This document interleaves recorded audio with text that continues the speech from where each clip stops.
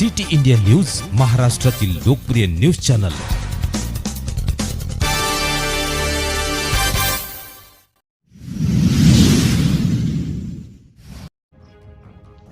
नांदेड जिल्ह्यातील संकटातील सर्व शेतकऱ्यांना शासनाकडून मोठ्या प्रमाणात मदत करणार नामदार अनिल पाटील। बांधावर जाऊन मदत व पुनर्वसन मंत्र्यांनी केली पाहणी। राज्याचे मुख्यमंत्री एकनाथ शिंदे यांच्या निर्देशावर त्यांचा प्रतिनिधी म्हणून मराठवाड्यातील शेतकऱ्यांच्या नैसर्गिक आपत्तीत झालेल्या नुकसानीचा आढावा घेण्यासाठी आजचा दौरा आहे।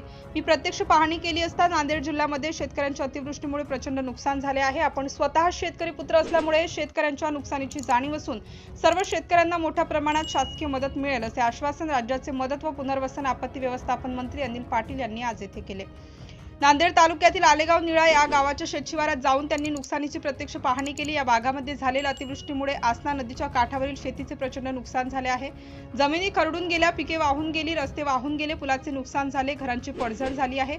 या पाहणी दरम्यान शेकडो शेतकरी मंत्र्यांसोबत शेत दाखवायला, नुकसान दाखवायला उपस्थित होते। शेतकऱ्यांशी त्यांनी संवाद साधला। यावेळी आमदार बालाजी कल्याणकर, आमदार राजेश पवार, जिल्हाधिकारी अभिजित राऊत, उपविभागीय अधिकारी डॉक्टर सचिन खल्लाळ, जिल्हा अधीक्षक कृषी अधिकारी भाऊसाहेब बरहाटे यांच्यासह विविध विभाग प्रमुख उपस्थित होते। शेतकऱ्यांना 446 कोटींचे वाटप। सन 2023 मध्ये झालेल्या नुकसानी पोटी नांदेड जिल्ह्यामध्ये 5,82,126 शेतकऱ्यांना 446 कोटी रुपयांचे वाटप करण्यात आले आहे। केवळ 10,000 शेतकऱ्यांनी आपले बँक खाते अपूर्ण ठेवल्याने केवायसी न केल्याचे वाटप प्रलंबित आहे। मात्र शेतकऱ्यांचे खाते व्यवस्थित करण्याची प्रक्रिया सुरू असून लवकरच त्यांना ही रक्कम मिळेल। तत्पूर्वी जिल्हाधिकारी कार्यालयामध्ये आमदार राजेश पवार, मी शेतकरी पुत्र आमदार आहे बालाजी आणि कल्याणकर, शेतकऱ्याच्या पाठीमागे उभं राहण्याच्या दृष्टिकोनातून सरकारमधनं राज्याचे मुख्यमंत्री आणि दोन्ही उपमुख्यमंत्र्यांनी मला संपूर्ण महाराष्ट्रामध्ये या आढावा घेण्यासाठी, प्रामुख्याने मराठवाडा असेल, विदर्भ असेल या ठिकाणचे आढावे घेण्यासाठी मला पाठवलेले आहे। आज प्रत्यक्ष नांदेड जिल्ह्यामध्ये आल्यानंतर, शेतामध्ये गेल्यानंतर आज जी पिकाची परिस्थिती बघितलेली तर 100% उत्पन्न आज शेतकऱ्याचं बुडलेलं आहे। त्या दृष्टिकोनातून मदत पुनर्वसन विभागाकडनं आपल्याला काय मदत करता येऊ शकते, त्याच्यासाठी लागणारे पंचनामे किती असतील, जीवित हानी किती झालेली, गुरांचं नुकसान किती झालेलं आहे, विजेचे खांब पडले असतील, तारा तुटलेल्या असतील, त्या बाबतीमध्ये कारवाई आता ऊर्जा विभागाकडनं काय चाललेली आहे, प्रामुख्याने ह्या गोष्टीने अति तातडीच्या ज्या करायच्या आहेत त्या आज केलेल्या आहेत। नांदेड जिल्ह्यामधला तुम्ही काय आता अहवाल घेतला, जवळपास 4.5 लाख हेक्टर पर्यंत जमिनीचं नुकसान झालेल्याचं मला आतापर्यंत निदर्शनास आलेलं आहे। आता हे सर्व पंचनामे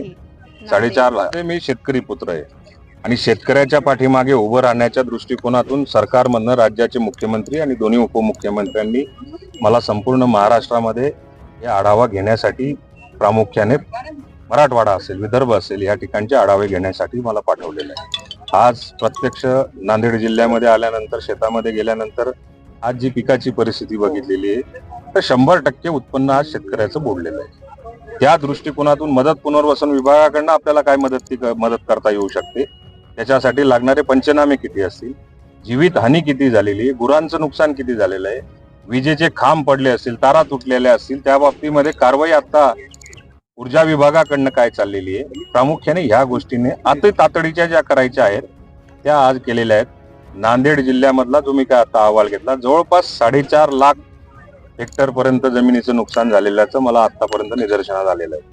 आता हे सर्व पंचनामे 4.5 लाख हेक्टर होतात किंवा कमी होतात किंवा जास्त होतात, हे अंतिम पंचनामे त्यांचे एकदा माझ्याकडे प्रारूप त्यांनी साधारण अंदाज सांगितलेला आहे, परंतु अंतिम पंचनामे झाल्यानंतरच हा आकडा आपल्याला कळेल आणि मग त्यानंतर राज्यातली सगळी यादी एकदा तयार झाल्यानंतर एकत्रित आपल्याला आपल्या विभागाकडनं, मदत पुनर्वसन विभागाकडनं किती तरतूद करावी लागेल, पुढची कारवाई लागेल।